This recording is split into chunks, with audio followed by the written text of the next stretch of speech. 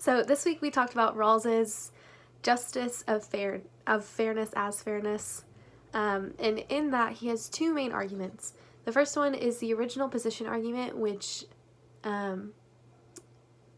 it asks a bunch of people of all different backgrounds what position they would take, but it covers them with the veil of ignorance, which eliminates any kind and every kind of discrimination they could possibly be under.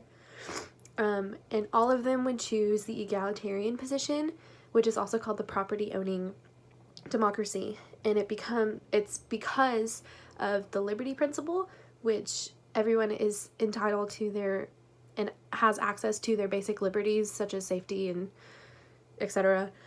And then the second, part A, would be the difference or the equal opportunity principle, which means everyone has access to anything and everything that meets their basic needs.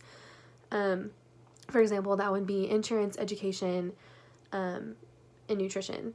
And then the difference principle is that people can be rich, but if that affects the poor, then it's an issue.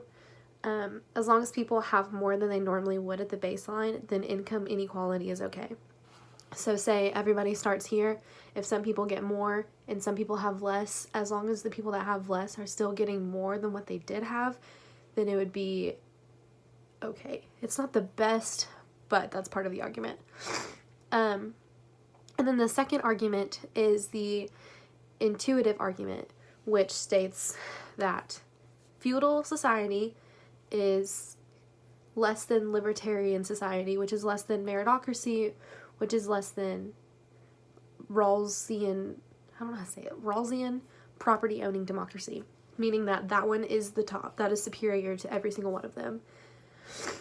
And the Rawlsian property-owning democracy and how that has superior to every single other type of society is encouraging people to live life according to how they choose to live it and being happy. The pros Rawls sees in democracy is that everyone would be happier and everyone would be better off than if they lived their life in literally any other kind of a government. Personally, I think that these arguments can work because it's encouraging people to vote for whatever they want to be while still being 100% anonymous. Sometimes the not being anonymous affects the way that people vote for things or desire things, like they want to not be judged. And so that, like, 100% assurance of I am anonymous, that helps a lot. And that would be better than, I don't know, everybody knowing all your business. So that would benefit everybody. The wealthy would remain wealthy and the poor would get more than they did have. It lets everyone be able to have an equal opportunity and legitimate chance at life, no matter what they were born into or whatever. Anything that they could set them back other than their own personal choices.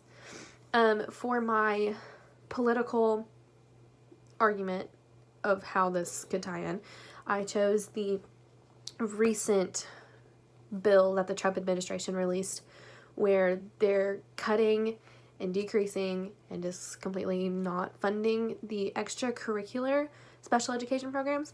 That's what I call it. I call it the extracurricular because it's not 100% necessary, but it definitely helps a lot in their education.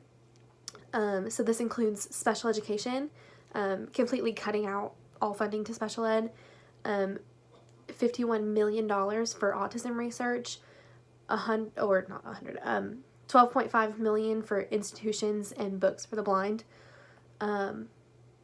And according to Rawls's veil of ignorance, I think that people that are under the veil of ignorance would vote against having this bill passed because they agree with the equal opportunity principle, and that would suggest that people with disabilities also deserve the chance at living equally and getting the education that they deserve. If everybody else is, they should too. So yeah, I think that anybody that's under the veil of ignorance would disagree with the government cutting all funding and some funding and any funding of people with disabilities.